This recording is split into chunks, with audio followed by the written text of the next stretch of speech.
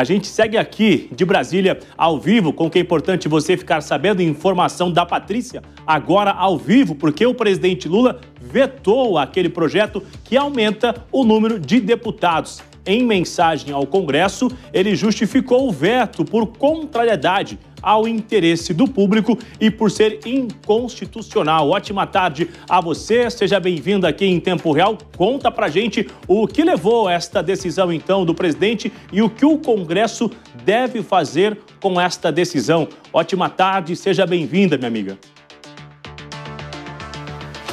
Bruno, boa tarde para você, boa tarde para todo mundo que assiste a gente aqui na Jovem Pan. Bruno, já era esperado que o presidente ele sancionasse com vetos essa matéria e agora ela retorna ao Congresso Nacional e que precisa convocar uma sessão conjunta, ou seja, com deputados e senadores, e eles vão avaliar se derrubam o veto presidencial ou então se mantém o veto. A expectativa é de uma derrubada de veto e aí essa proposta é promulgada mesmo pelo Congresso Nacional. Em relação à questão da resistência do presidente sobre essa proposta, é porque ela foi muito criticada por conta do quê? O aumento dos gastos, tendo em vista o aumento de cadeiras para deputados federais, das atuais 513 para 531 cadeiras. Ou seja, tudo agora voltando para o Congresso, aí o Congresso passa a ser de novo alvo de críticas em relação a essa proposta. Bruno, Márcia, é o seguinte, a gente vai ter então o início do recesso parlamentar amanhã, sexta-feira, ou seja, a convocação de uma sessão conjunta só deve ficar mesmo lá para agosto, a partir do mês de agosto, quando retornam os trabalhos no Legislativo. Eu devolvo para vocês. Obrigado pelas informações, a gente segue então de olho, recesso é somente no Congresso, aqui a gente segue em tempo real e ao vivo, a gente continua nesse assunto sobre esse veto do presidente Lula, esse veto do projeto de lei que aumentava o número de deputados. O deputado Rafael Pezente, do MDB de Santa Catarina, fala ao vivo com a gente nesta quinta-feira para tentar entender. Ótima tarde ao senhor, obrigado por conversar com a Jovem Pan nesta quinta-feira, um dia após esta decisão do presidente Lula, que foi elogiada por alguns parlamentares. Inclusive, o senhor tinha uma sugestão que era de uma redistribuição automática e não aumentando o número de parlamentares numa canetada. O senhor esperava este resultado do governo federal? Era isso que o senhor estava indicando, deputado? Ótima tarde. Oi, boa tarde, Bruno. Boa tarde para você que acompanha a gente aqui pela Jovem Pan. Não esperava, né? Nos últimos dias, o indicativo era esse, de que haveria o veto, mas inicialmente, depois que o Congresso erroneamente aprovou essa medida para aumentar o número de deputados e, por consequência, aumentar também o gasto para manter essa classe política aqui em Brasília, a expectativa era que o governo federal, o presidente Lula, sequer sancionasse ou vetasse essa proposta. E aí voltaria para o Congresso Nacional e o senador Davi Alcolumbre, presidente do Congresso, faria a sanção tácita, a sanção silenciosa, quando não há manifestação do presidente da República. Felizmente, o presidente Lula vetou essa medida, claro, não motivado talvez por interesses republicanos, mas por um atrito entre o governo e o Congresso. Então, foi uma forma de retaliar o parlamento, que aprovou o aumento do número de deputados, e o Lula, então, vetou para mandar um recado, dizendo o seguinte: vocês querem barrar minha medida para aumentar imposto? Eu barro a medida de vocês para aumentar o número de deputados também.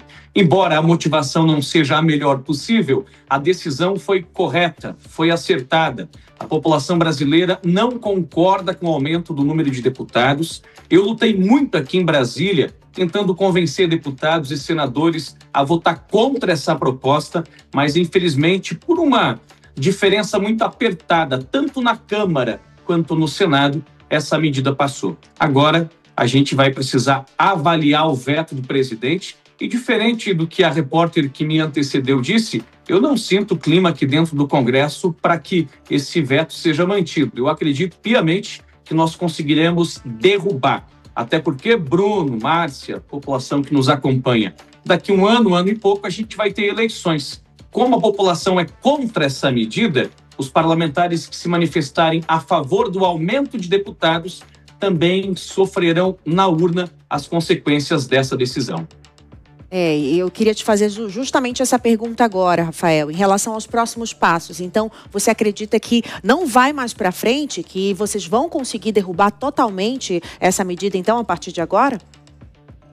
O Congresso é muito imprevisível, né? Ainda mais quando forças ocultas começam a agir aqui dentro. E vocês que trabalham com jornalismo político conhecem muito bem essas forças. Mas eu acredito, conversando com parlamentares, inclusive, que votaram a favor do aumento de deputados, que agora mudarão de opinião e dificilmente o aumento de deputados vai passar. O que vai acontecer?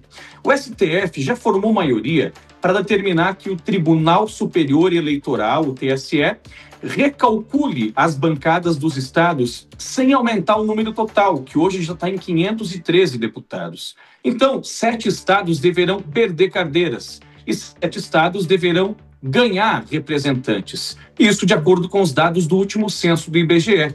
Alguns estados tiveram um aumento populacional gigantesco, como é o caso do Pará, como é o caso de Santa Catarina, o meu estado. Outros estados estagnaram, como é o caso do Piauí, da Paraíba, do Rio de Janeiro. Rio de Janeiro vai perder 4 representantes. Isso conforme uma decisão que o TSE vai tomar para as próximas eleições já agora em 2026.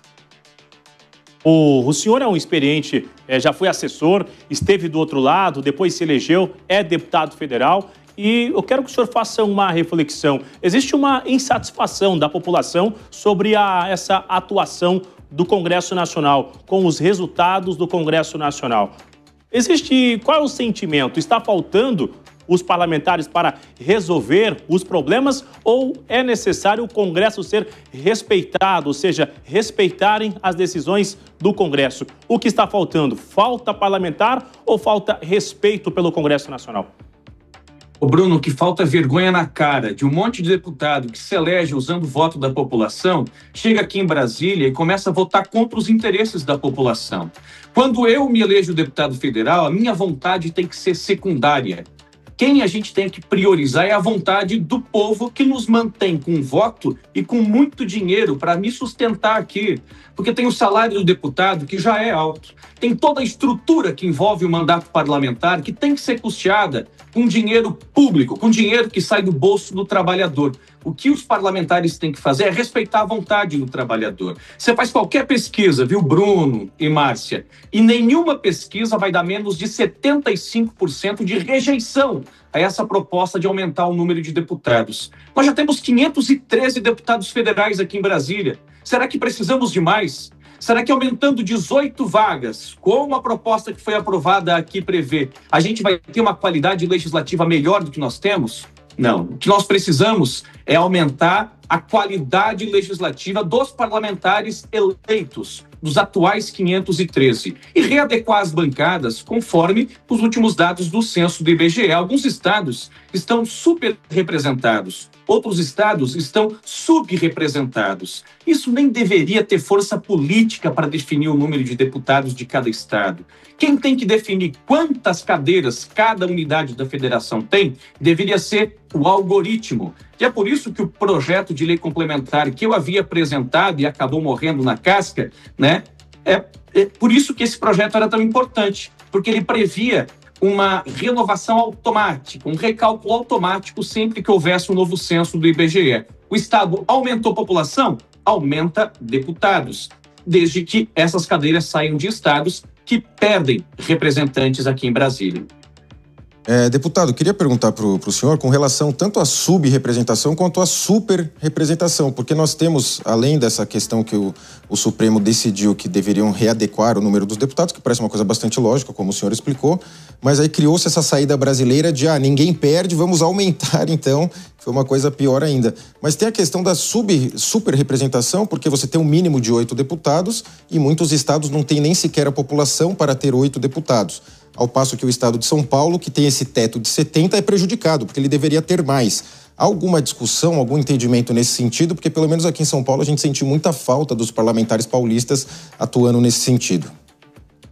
Sim, há uma discussão que, nesse momento, ainda é embrionária. Está começando aqui em Brasília.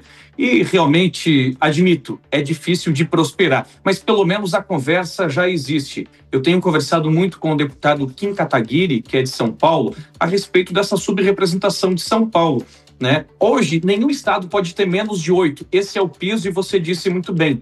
Nenhum estado pode ter mais de 70. Eu sou contra piso e teto, porque a equidade, a igualdade de representação já existe no Senado. Roraima, que, se não me engano, é o estado menos populoso do Brasil, tem 3 senadores. Os senadores representam os estados da federação. E São Paulo, que é o estado mais populoso, tem 3 senadores também. Portanto, a igualdade já existe na Câmara Alta, lá no Senado Federal. Os parlamentares aqui da Câmara dos Deputados representam a população dos estados. Por isso, eu acredito que se o estado não tem população para mandar a Brasília 8 deputados, esse estado deve mandar quantos? 2, 3, conforme o tamanho da população, conforme o número de habitantes. E São Paulo hoje tem 70 porque é o teto, mas você sabe que deveria ter 116. E deveria realmente, porque cada voto do paulista vale muito, muito menos do que o voto do carioca, do que o voto do acreano, do que o voto de quem mora no Amapá. Eu não quero que o voto do catarinense e do paulista valha mais do que o voto de quem mora em Roraima. Eu quero que valha o mesmo tanto. Cada brasileiro tem que ter o mesmo peso no voto. Por isso que o piso e o teto, na minha concepção, né, são medidas erradas, mas com muita franqueza, dificilmente uma provocação como essa deve prosperar aqui em Brasília. Rapidamente, só para a gente finalizar, agora esse gesto de Lula, esse veto, na verdade, o senhor viu como uma reação ao Congresso Nacional ou foi um entendimento do corte de gastos, de uma opinião externa realmente? Olha, Bruno, o Lula não está muito preocupado com cortar gasto, né? O Lula está preocupado com arrecadar mais. E essas propostas de aumentar imposto em cima de imposto, toda semana tem um aumento diferente, prova que o governo quer é ter mais dinheiro em caixa para bancar projetos eleitoreiros como esse recente, de isentar milhões e milhões de famílias de pagar a conta de energia elétrica. Certamente, o veto do presidente Lula foi em retaliação ao Congresso Nacional, que aprovou, né, a derrubada do aumento do IOF. Agora, o Congresso Nacional também perde qualquer moral para poder apontar o dedo do Poder Executivo e pedir para cortar gasto, quando o próprio Congresso, o próprio Parlamento aprova aumento de gastos para aumentar o número de deputados aqui. Então, não passa de uma briga entre os poderes que deveriam trabalhar em harmonia, mas nesse momento estão num verdadeiro confronto. Deputado, muito obrigada pela sua entrevista, parabéns pelo trabalho aí, volte sempre aqui em Tempo Real na Jovem Pan. Agora são 15 horas e 46 minutos, 3h46, a gente continua falando sobre esse assunto agora com o João Bellucci. João, o que me parece é que a Câmara, o Legislativo não pensa muito na questão dos gastos, né? Se aumentasse deputados, ia aumentar muito os gastos, mas as emendas eles querem também aproveitar para aumentar, né? Então, como é que você analisa a situação do Congresso hoje em relação a isso, às contas públicas? Pois é, Márcia, é uma sinalização sempre ruim do Congresso, especialmente na questão das emendas. Nessa questão do aumento da bancada, como o deputado colocou de forma bastante precisa, a ideia, o projeto, né, o que se esperava era que se readequasse o número de deputados à quantidade de habitantes da população. E isso não inventaram essa saída brasileira de aumentar o número de deputados em vez de redistribuir. Os estados que perderiam deputados, como Rio de Janeiro e alguns outros, encamparam essa ideia de não perder e os outros que precisariam ganhar deputados. O que estranho é que, por exemplo, Santa Catarina, que ganharia deputados, grande parte dos seus deputados foi contra essa ideia. E como o deputado mencionou anteriormente, vai ter um fim eleitoral muito grande, já que agora que o Lula vetou e acertou no veto nessa questão, vai voltar para a Câmara e muita gente vai cobrar eleitoralmente dessas pessoas. Agora que se aproveite a oportunidade também para discutir a super-representação de estados que não têm população suficiente para ter 8 deputados e tem, que é o mínimo, e que também a sub-representação do estado de São Paulo, que era para ter mais de 90, 100 deputados, e acaba tendo esse teto de 70, como o deputado falou, o voto do paulista acaba valendo muito menos.